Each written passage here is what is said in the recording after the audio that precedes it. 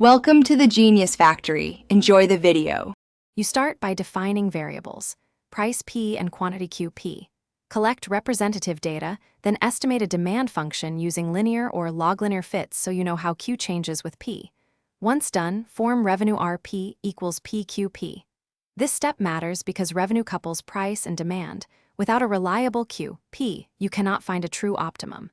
Make sure to document units, sample size, and model fit, because those choices affect later derivative calculations and the credibility of the result.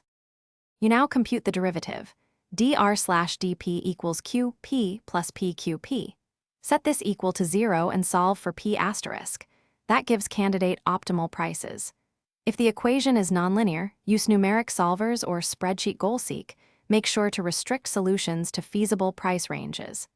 Once you have candidates, evaluate the second derivative or use a sign change test to confirm a maximum versus a minimum. Then compute R, P asterisk, to quantify the peak revenue and compare alternatives within realistic constraints.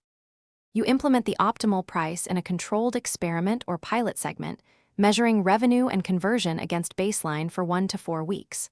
Once you see positive lift, scale carefully while monitoring churn and customer feedback.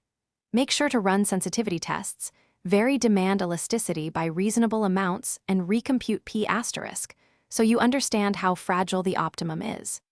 If results deviate, investigate data quality or model misspecification. A common troubleshooting tip is to refit the demand.